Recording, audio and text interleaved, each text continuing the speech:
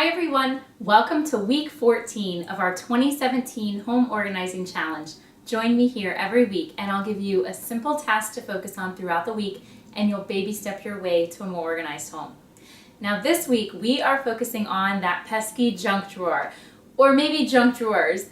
You might find that in your kitchen, sometimes you just open a drawer and you just shove things in because you don't know where to put it. You have no home for it, so it just goes in this drawer, and once that drawer fills up, sometimes we open another drawer and start the same thing. So this week we're really focusing on habits and working on trying to get out of some of those bad habits that have created these kind of catch-all areas in our home.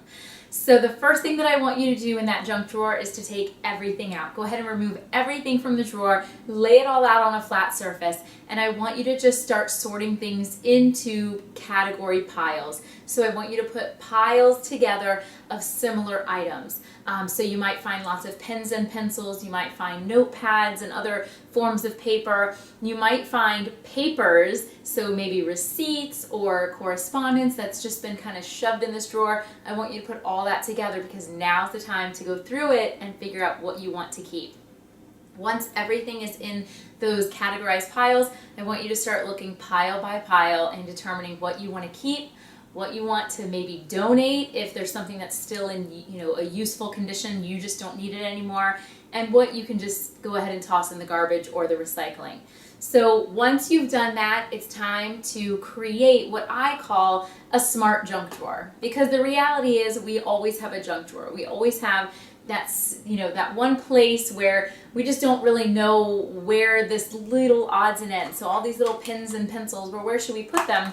It's okay to have a junk drawer as long as your junk drawer has a purpose.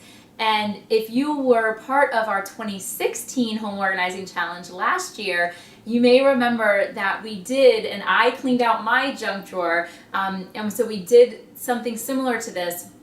And I'm happy to say that these are the containers that I set up last year in my junk drawer, and it's still working. So it will work, you just have to be consistent with it. So what I want you to do, and these are just dollar store containers, they're very inexpensive. You could even use, if you wanted cardboard boxes, you could cut them down. So if you don't have a budget to go out and purchase even inexpensive containers, you could use anything that's laying around. You could use lids of a shoebox. Those are really good because they're pretty shallow. You want these to be pretty shallow so that they fit in the drawer. But what I want you to do is kind of create these kind of compartments of your junk drawer. So as you can see, I have one here for kind of the tools, because we keep tools in our kitchen since we don't want to run out to the garage every time we need something. We just keep it here. It's nice and handy. We know where it is. We keep scissors in here, so everything is right there contained. All of our chip clips, we have some paper notepads, pens and pencils. I will say with pens and pencils and notepads, be very realistic when you're going through your pile, because we pared this down quite a bit last year, and I was really happy with this small container because throughout the year, you do start to kind of pile up, but this gives you that limit, and it says, okay, this is enough. Do we really need 500 pens shoved into this drawer? So be realistic with yourself and only keep what you really think you're going to need and use. We have some command hooks because we use these throughout the house, so I like to have them, at the ready when I need them.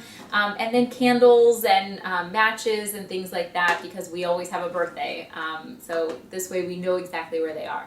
So what I want you to do this week, the final thing, is to start finding these containers, put them into your junk drawer, kind of figure out, how they line up the best. The great thing about these is that they're very flexible, so you can, just kind of move things around to meet your needs, but really, really give that junk drawer a purpose, and you'll find great success with keeping all the clutter out of it. All right, that's it. I want you to spend 15 minutes every day this week focusing on that junk drawer, and by the end of the week, you will be able to find what you need in that drawer. All right, have a great week. Leave me some questions in the comment section if you have any concerns or issues and you want to share. Bye-bye.